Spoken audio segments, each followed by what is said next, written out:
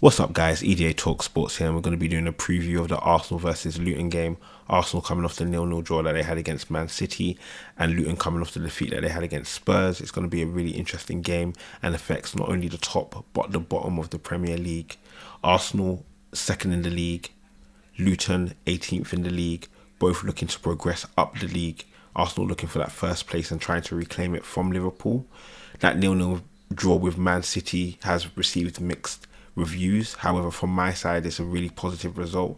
Going to the Etihad where we haven't won, even gotten a point in ages, and seeing the team turn up defensively and being so sound was really impressive. Now this game is an opportunity for us to progress and put the pressure back on Liverpool before they play tomorrow.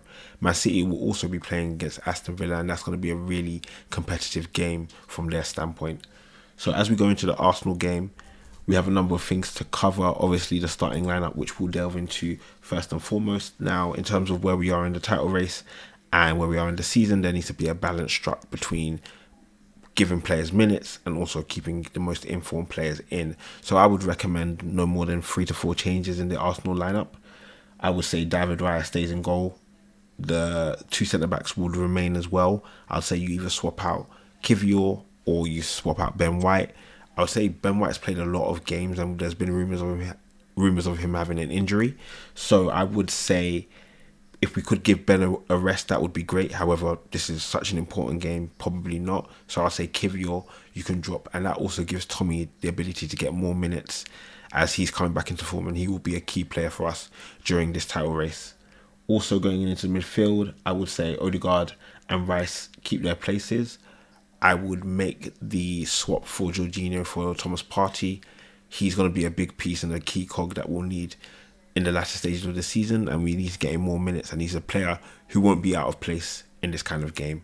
Up top, I'm going to be a bit more dynamic and a bit more risky here in terms of the selections I make. So we're going to have Martinelli coming in, getting his first 90 minutes, hopefully, or close to, in this game. He's going to be accompanied by Kai Havertz, and I'm going to rest Saka, given the fact that he came off in the Man City game. He wasn't at his best, and this potentially gives us the ability to rest him up and get him to his top form when we need him to be there. And so on the right, I'd say we give Gabriel Jesus more minutes, embed him. He needs to play more and more and more and gain more confidence because we need him firing sooner rather than later. So that would be my starting 11 for Arsenal. Key injury concerns for Arsenal: only Timber, I believe, who isn't 100%, but he seems close from what Mikel has been saying, and he's given him a good chance to play sometime in the season, which is absolutely great news considering he tore his ACL at the beginning of the season. From a Luton standpoint, I know they're dealing with a number of injuries. Albert Samuel Konga won't be able to play. Also, we'll just take a quick look on who they have. So Amari Bell, who was injured against Aston Villa a couple of weeks earlier. Ogbena, who's also going to be injured. Adebayo, which is a massive blow for them as well. They have a number of other players. Nakamura as well. Tom Lockyer, who we know, who's out with the cardiac arrest issue he has had. So from a Luton side, they're not at full strength. Arsenal need to take advantage. Key players from their side: Clinton Morris, who I've always really liked. He's a nuisance for centre-backs, and I'm sure he will be this game as well. Ross Barkley, who's always a dynamic player, and Josh Townsend, who we expect to give Luton that Premier League quality and consistency and experience that they don't have. So yeah, really impressed by Luton this year. Unfortunately for them, they haven't been able to keep goals at the back of their net. They've scored more goals, I believe. They've got more goals than Man United this season, but they're not able to stop goals going in the back of their net, and that's going to be a major concern coming up against the best attack in the league. So before we go forward into this game, it's also important for us to look back into the 4-3 win that Arsenal had against Luton earlier in the season. And guys, that was a very emotional, very tense game. Ended with a Declan Rice winner. We were down for multiple periods of that game and had to claw back into that game. And it was kind of the precursor to, I guess, the Fulham and West Ham issues before the new year, and then obviously Arsenal come back from the Dubai trip and now are firing on all cylinders. So it's going to be very interesting to see how they handle this fixture as opposed to the one that they had earlier in the season.